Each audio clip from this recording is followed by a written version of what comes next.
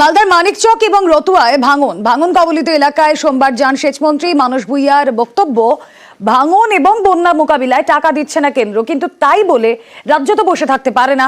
তাহলে কি ঘাটাল মাস্টার প্ল্যানের মতো মালদায় ভাঙন রুখতে রাজ্য সরকারকেই টাকা ঢালতে হবে? আজকে দীর্ঘ 10 বছর ধরে ওরা দেখছে না, 1 পয়সা খরচও করেনি গঙ্গার ভাঙনের জন্য। ভাঙন যেটা হচ্ছে, ইরোশন, বাড়ি তলিয়ে গেছে গঙ্গার ভাঙনে, সেই বাড়িগুলোকে তৈরি করে দেওয়া হবে। এলাকার উন্নয়নের জন্য একটা 700 কোটি টাকার প্যাকেজ তখন তৈরি হয়েছিল, কিন্তু আজ পর্যন্ত সে টাকা দেয়নি। বাঁধের উপরে যে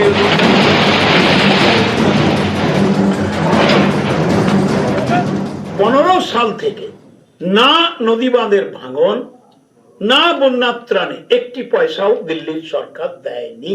কিন্তু আমরা তো থেমে থাকতে পারি না।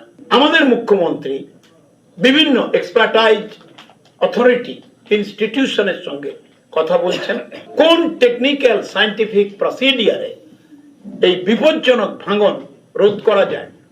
আমাদের সায়েন্টিস্টরা, বিজ্ঞানীরা, হাইড্রোলজিস্টরা চিন্তা ভাবনা করছেন।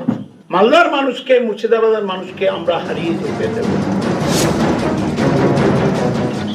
মালদার ভাঙন সমস্যা দীর্ঘদিনের, সামনে শীত, গঙ্গায় এখন কোনো স্রোতই নেই। এই সময়েও মালদায় ভাঙন, মানিকচক ভাঙনের ভয়ে কাঁটা। সোমবার মানিকচক ও রতুয়ার ভাঙন কবলিত এলাকা ঘুরে দেখেন সেচমন্ত্রী মানস Bhuiyan.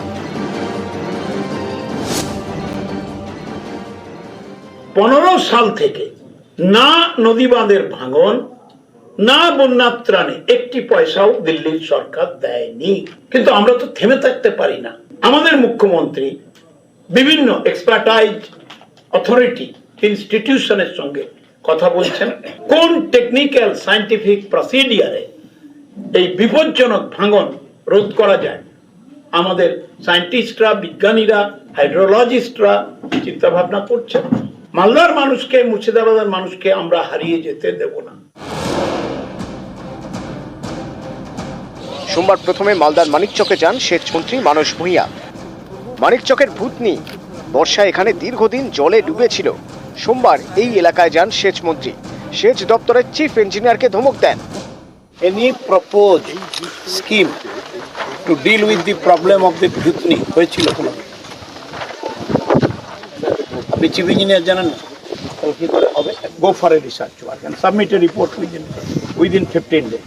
Why this sector was not taken up seriously for last so many years? ভূতনি থেকে গঙ্গায় সফর, লঞ্চে ওঠার আগে ভূতনির বাসিন্দাদের আশ্বাস দেন। ধৈর্য রাখুন, ভূতনিটাকে বাঁচান, এটাই আমাদের অনুরোধ। নিশ্চয় আমরা সেই পরিকল্পনাটাই নিচ্ছি। ভূতনি থেকে লঞ্চে করে রতুয়া যান সেচমন্ত্রী। এখানেও ভাঙন কবলিত এলাকাগুলি ঘুরে দেখেন মানস ভুঁইয়া। নিউজ 18 বাংলা।